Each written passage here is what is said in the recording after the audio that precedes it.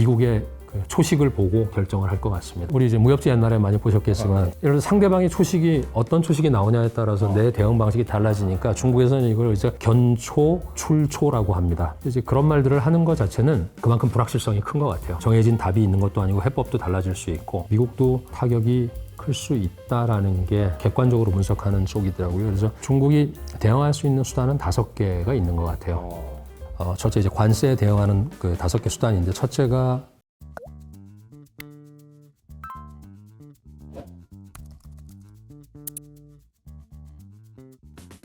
안녕하세요. 이호석입니다. 오늘은 상하이 클래스 신영관 대표님 모셨습니다. 안녕하세요. 안녕하세요. 지난번에 저희 채널에 한번 출연해 주셔가지고 센세이션을 좀 이렇게 중국에 진짜 찐 전문가가 나타났다 이렇게 이제 반응들이 정말 좋았던 것 같아요. 감사합니다. 근데 그 이후로 너무 많은 일이 있었습니다. 네.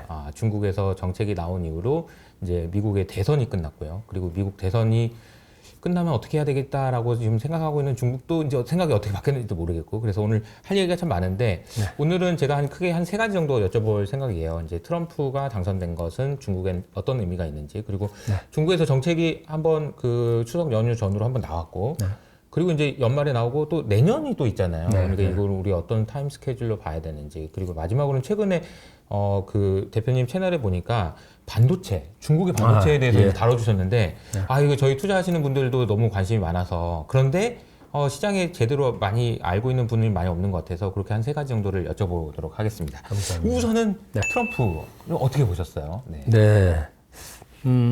트럼프의 당선이 그전에는 해리스다 트럼프다 말이 많았지만 양쪽을 다 준비를 했었어야 되는 상황이었던 것 같고요. 중국 입장에서는 트럼프가 됐기 때문에 정책도 또 그들의 어떤 대응도 많이 달라질 것 같고요. 네.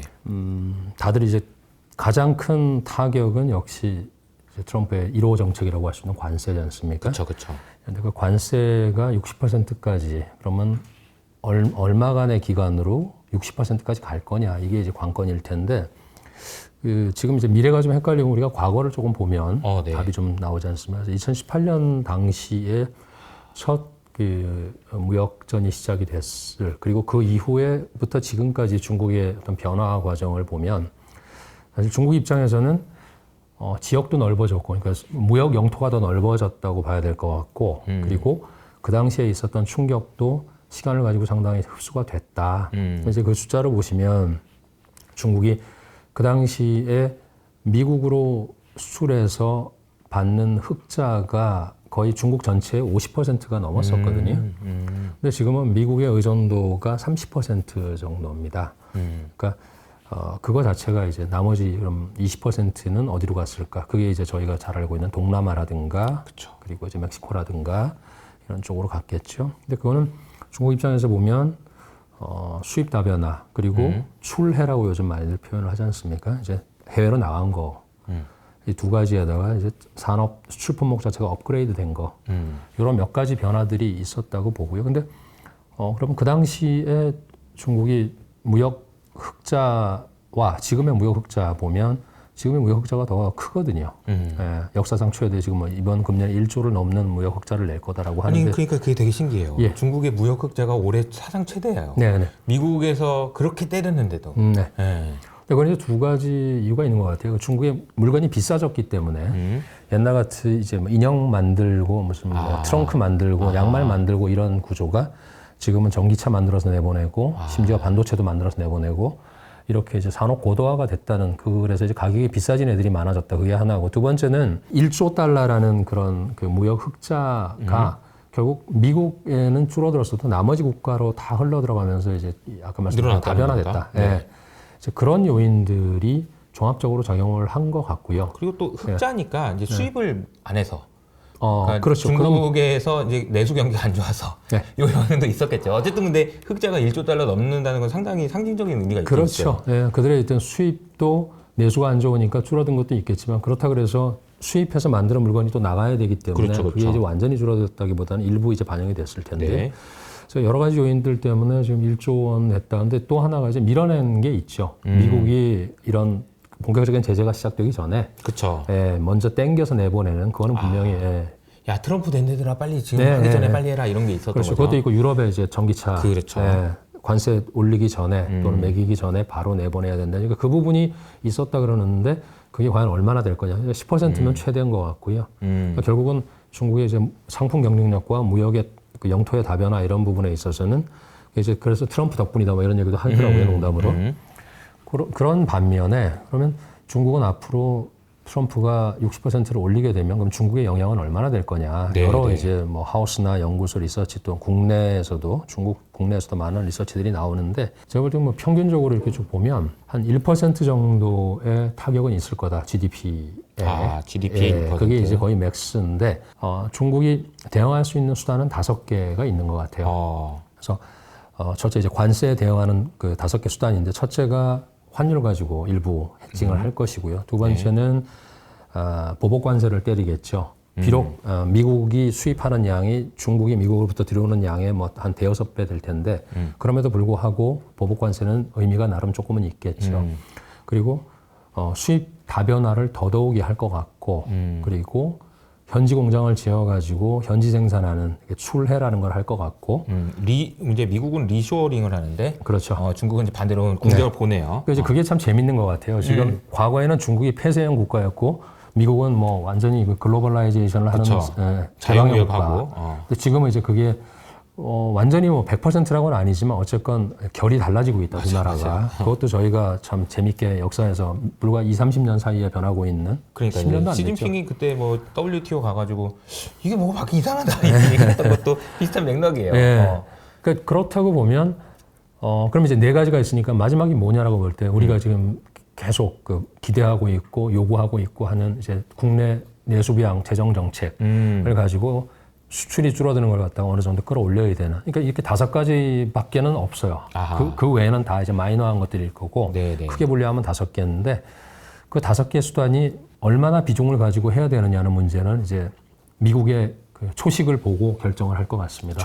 초식이라고 하면 뭐? 우리 이제 무협지 옛날에 많이 보셨겠지만 네. 저도 좋아했거든요. 예를 들어 상대방의 초식이 어떤 초식이 나오냐에 따라서 내 대응 방식이 달라지니까 중국에서는 이걸 이제 견초, 출초라고 합니다. 견초, 출초. 네 초식을 보고 내가 초식을 내겠다. 이제 그런 말들을 하는 것 자체는 그만큼 불확실성이 큰 것 같아요. 정해진 답이 있는 것도 아니고 해법도 달라질 수 있고 문제가 또 달라지겠죠. 그래서 근데 중국이 그래서 전체적으로 1% 정도가 뭐 타격이 있을 수 있고 환율 측면에서도 2018년에 보면은 한 11%, 12% 정도 환율이 절하됐거든요. RMB 베이스로 해서 이제 USD하고. 근데 그 당시에 이제 관세가 한 18, 9% 올랐거든요. 평균적으로. 세 번에 걸쳐서 올랐지만 어쨌건 18%인데 3분의 2 정도를 환율 가지고 막았죠. 그래서 이제 환율이 한 뭐 10% 이상이 절하가 됐었는데 이번에는 그렇게는 될 수 없는 게 예를 들어 60% 때리면 환율 자체가 얼마를 그렇죠. 절하해야 되겠습니까? 그렇죠. 그건 불가능한 얘기고 나와서도 안 되고요. 그렇다 그러면 환율 효과는 옛날보다는 조금 그러니까 환율로 방어하는 환율로 거는 방어할 좀 수 있는 게 한계가 있다. 제한적이다. 그건 이제 우리 입장에서도 근데 뭐 하긴 하겠죠, 근데. 하겠죠. 하긴 하겠죠. 그게 이제 첫 번째로 당장에 할 수 있는 거고 개입할 수 있는 거니까. 근데 마일드하게들 분석하는 거는 한 뭐 8% 정도는 6% 정도는 예상을 하는 것 같아요. IB도 그렇고 뭐 경제연구소들도 그렇고. 그러면 연초 연말까지는 뭐 7.3이고 내년에 뭐 7.6이다, 뭐 7.8이다 이런 얘기하지만 8을 넘어갈 가능성은 별로 없다는 게 이제 시장의 어떤 전반적인 컨센서스 같고요. 이제 환율과 그다음에 무역 그 다변화 뭐 이런 여러 가지 수단을 동원하지만 그러면 과연 미국은 어떤 입장일 거냐라고 봤을 때 미국도 타격이 클 수 있다라는 게 또 객관적으로 분석하는 쪽이더라고요. 그래서 미국은 뭐 GDP 그 전에 이제 인플레이션이 얼마나 올라갈 거냐, 그죠? 그쪽에서 관세를 올리게 되면은 그 물가에 대한 부담은 결국 소비자들이 전가되는 건데 그렇게 됐을 경우에 과연 트럼프가 이제 원하는 방향이냐, 민주당이 안 된 것도 사실 물가 요인이 굉장히 큰데. 맞아요. 그래서 지금은 그렇게 이제 윽박지르고 뭐 으름장을 놓고 있지만 가면서 변할 거기 때문에 그게 사실 지금 미국의 가장 큰 뭐 우려는 달러가 강해지고 약해지고 그 전에 아마 부채 문제가 또 미국이 만만치 않지 않습니까? 맞아요. 이자 내는 게 뭐 1조 달러가 넘어가고 1조 3천억 달러가 되네 마네 이러고 있는데 그 부분도 고려를 한다 그러면 미국도 중국도 서로 봐가면서 결국 어느 정도 타협하는 선에서 일어나지 않을까, 극단적인 상황으로 가지는 않을 것 같다. 예, 그래서 미국도 그렇게 되면 아마도 그들의 잠재 성장률 자체도 떨어질 것이고 또 달러의 가치도 또 요동을 칠 수 있고 채권도 그렇고 그러면 좀 더 지켜봐야 되는 사항들이 너무 많아서 트럼프의 어떤 리스크 자체를 그리고 저 자본시장에서 트럼프에 대해서 굉장히 뭐라 그럴까 이게 좋은 점수를 줬지 않습니까? 미국에서. 네, 미국에서. 네. 근데 이제 그것도 유지가 될지는 좀 더 지켜봐야 되죠. 네, 네, 알겠습니다. 네. 그 트럼프가 이제 나온 정책에 대해서 관세로 대표되는 이 정책을 중국이 이제 어떻게 반응할 거냐, 이게 위안화 약세, 보복 관세, 그리고 수출을 다변하고 공장 내보내고 경기 내수 부양 네. 이렇게 이제 꼽아주셨는데, 네. 근데 그냥 제가 직관적으로 그냥 여쭤보면 네. 그 중국이 트럼프가 되는 것에 대해서 약간 좀 쫄았다고 봐야 되나? 이게 좀 뭔가 엄청 견제하고 있다고 봐야 되겠죠, 그래도?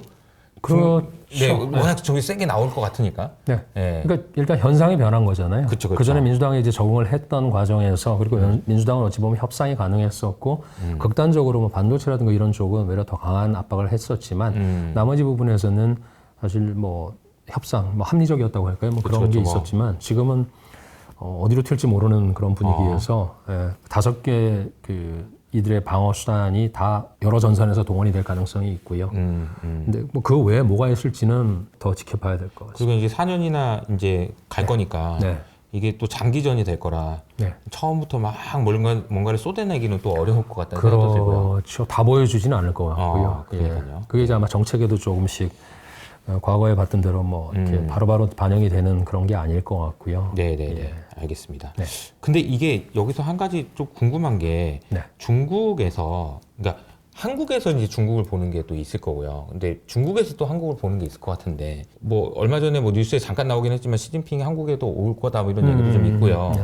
중국에서는 우리나라와의 관계를 어떻게 가져가고 싶은지 뭐 이런 것도 좀 궁금하긴 해요. 그렇죠. 이제 그게 뭐 정치나 외교 영역이라서 좀 조심스러운데요. 결국 지금 상황에서의 이런 현상은 다 바뀔 것 같다. 다 바뀔 것 그러니까 같다. 기존에 서로 이제 뭐 본 듯 안 본 듯, 예, 이런 관계에서는 좀 뭔가를 변화를 주려고 노력은 그쪽에서건 또 뭐 우리 쪽에서건 해야 되지 않을까 하는 생각은 듭니다. 그렇군요. 물론 눈치는 봐야 되겠지만. 그 오늘 아침에도 이제 저희 이제 윤석열 대통령이 그 얘기를 하더라고요. 이제 미국과 중국 둘 다 잘해야 된다라는 얘기를 했는데 그러셨어요?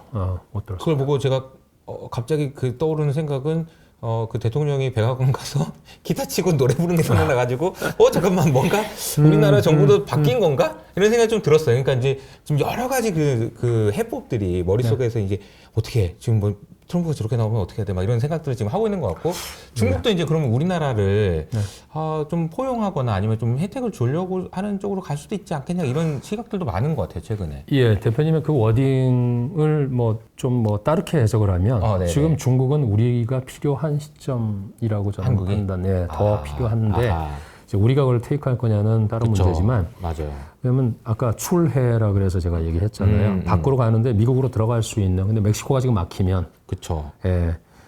가장 상대적으로 지정학적으로나 아니면 미국하고 가까운 관계가 뭐 일본 아니면 우리 이 아시아권에서는 그렇지 않습니까? 그러니까 동남아는 가봐야 우리 같은 퀄리티나 또 이런 공급망도 없고요.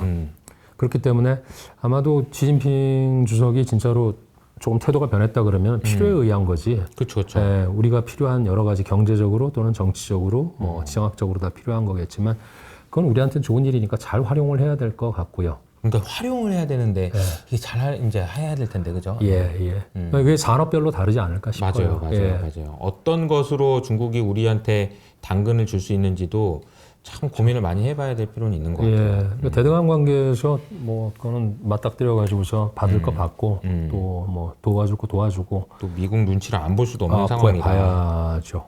참 어려운 얘기인 것 같습니다.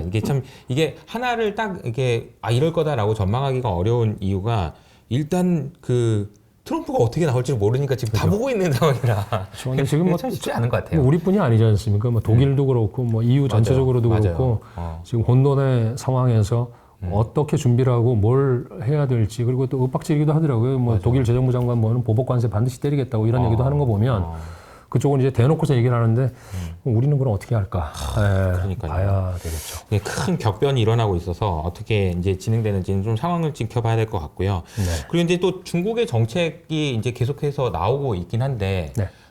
뭐 여러 가지 말들이 있더라고요. 그래서 이거 좀 약하다, 야, 뭐 돌려막기냐, 뭐 이런 얘기도 좀 있는가 하면 네. 또 나올 거다 이런 이제 희망도 좀 있는 것 같고요. 예, 저는 후자 쪽이고요. 예, 끝난 게 아니고 나오는 건데 정책 잠깐 정리를 하면 지난번에 이제 11월 8일이었죠. 그날 이제 12조가 나왔는데 뭐 10조냐, 뭐 6조냐, 12조냐 이거 가지고 얘기 많았는데 사실은 딱 냉정하게 보면은 6+4+2 해가지고 2는 사실 그거는 뭐 크게 의미 없는 것 같고요. 네. 이 부분이 왜 2029년에 그 갚아라 마라 뭐 이렇게 얘기한 건지 혹시 아십니까? 아니요. 2조 RMB 2조 위안. 네, 2조 위안 자체가 이제 이게 우리말은 판자총 개발했던 프로젝트인데요. 걔네들한테 들어갔던 게 이제 그게 저 뭡니까 동계올림픽 할 때 이제 싹 정리하고 이랬던 그런 것들이 대부분이에요. 근데 그 부분이 2029년에 만기가 되고 그때부터는 이제 갚든가 연장을 하든가 해야 되는데 그때 갚아라 이렇게 이제 결정을 한 거니까 그것도 사실은 지방 정부에서 빚을 밑에 조직을 가지고 냈었던 거기 때문에 지방 정부의 부채는 아니거든요. 그림자라고 얘기하는 그런 건데 어쨌건 그것까지 드러내놓고서는 전체적으로 이제 그림자 빚이라고 할 수 있는 음성 채무가 14.3조 RMB니까 그 중에서 12조는 이렇게 해결하고 2.3조 RMB는 지방 정부가 시차를 두고 뒤에서 갚을 것이다. 그 앞쪽에 있는 12조에 대해서는 해결 방안을 이렇게 냈으니까 해결하는데 그중에 6조는 사실상 정부가 배설을 한 이런 지방 정부 특수 채권 전향채라고 말하는데 전항채를 가지고 갚아라. 이거는 딱 이제 특수 목적 채권이고 네. 4조 위엔은 기존에 있던 돈 중에서 니네가 자유롭게 쓸 수 있었지만 그 중에서 4조 위엔을 나누기 5 해가지고 1년에 8천억 RMB씩은 반드시 빚 갚는 데 써라. 그러니까 빚 갚으라는 건데 네네. 그 전에 이제 시장이 얘기했던 거는 또는 바랬던 거는 국채로 다 해가지고 국가가 다 테이크하고 지방 정부는 다 털어주는 게 맞지 않겠느냐 그랬는데 중앙정부 입장에서는 도덕적 해이가 발생하는 거에 대한 우려 그렇죠. 이런 것 때문에 지방에서 일단 최대한 해결하고 네. 안 되는 부분은 이번에 이제 이 방법을 가지고 해결을 해주는 그 대신 이게 만약에 안 되고 또 뭐 문제가 생기면 그 다음에는 또 이제 국채를 가지고 발행할 수도 있고요. 그러니까 결국 이제 뭐 마지막 한 1m는 남겨놓은 것 같아요. 예, 그래서 결국 니네가 알아서 해결해봐. 근데 빚은 내는 거는 승인해줄게 해서 이제 전인대에서 국회에서 인정을 해준 거고요. 우리가 12조 위안이라는 숫자를 보고 이제 느낌이 네. 뭐 여러 가지 평가가 나왔던 이유가 그 중국에 이제 여러 가지 부채 문제가 있는데 네. 이제 그림자 금융이라고 얘기하잖아요. 네, 네, 네. 이게 이제 너무 밑에 들어가 있어. 이게 얼마인지를 모르겠다. 이게 이제 어느 정도 가시화됐다는 의미가 있는 거죠 이번에.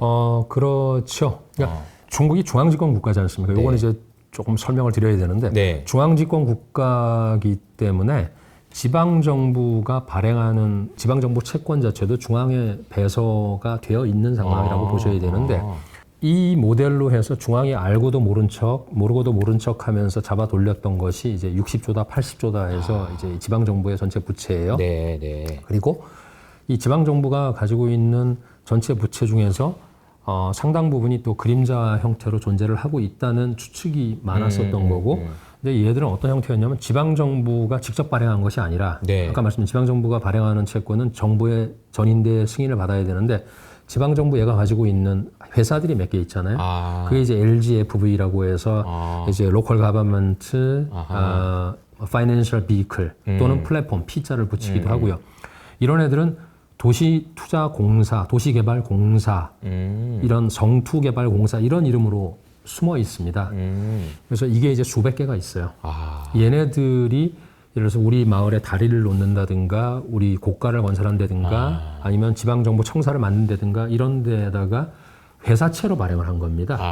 근데 사실은 지방정부가 승인을 하고 지방정부가 갖다 쓴 돈이기 때문에 이게 이제 지방정부란 이름 하에 그 본체가 있고 그림자처럼 존재한다고 해서 이제 이런 이름이 붙은 건데 얘네들을 갖다가 다 양성화하는 작업을 시작을 한 게 2018년이에요. 그 뒤로부터 해가지고 이번에 이제 저희가 14.3조를 보게 된 거는 재정부가 공식적으로 인정한 거지만 그 전에 이미 13, 4조 위안을 처리를 해오고 있었습니다. 그러니까 그 당시에는 거의 30조 RMB 가까이의 그림자 금융이 있었던 거죠.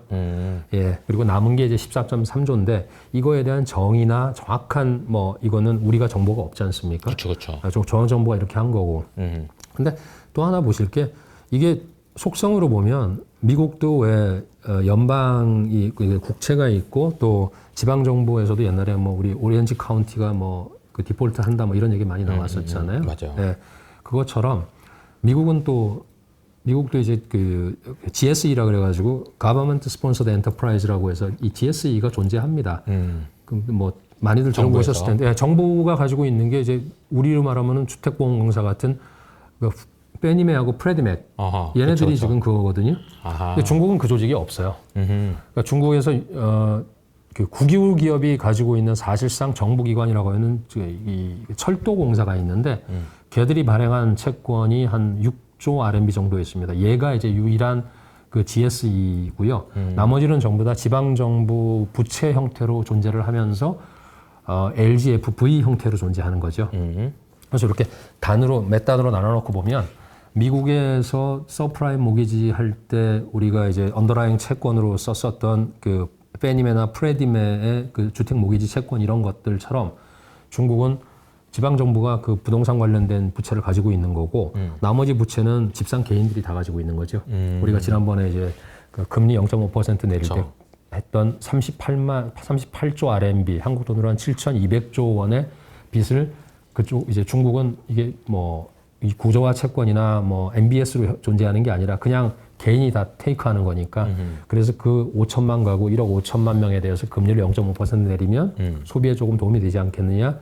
그게 이제 최근에 M1에서도 조금 그 확인이 돼서 예, 약간 좀 그 돈이 돌기 시작했고 소비도 뭐 10월 달에 보면 9월 달보다 좋아졌고 이런 흐름들이 아마 그 9월 달에 나온 이자 부담 줄여주고 이런 것들의 그 연장에 있었던 그 결과인 것 같고요. 근데 다시 돌아와서 이제 그런 빚 자체가 왜 그러면 그렇게 중요하냐.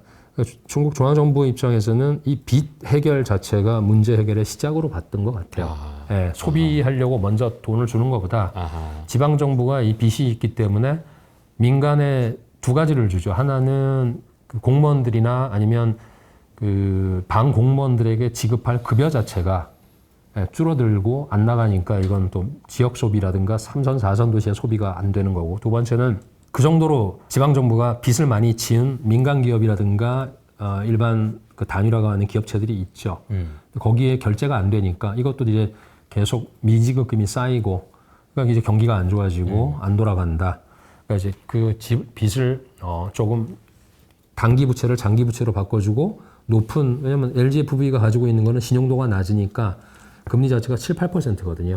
근데 그 지방채로 돌리게 되면 3%가 안 됩니다.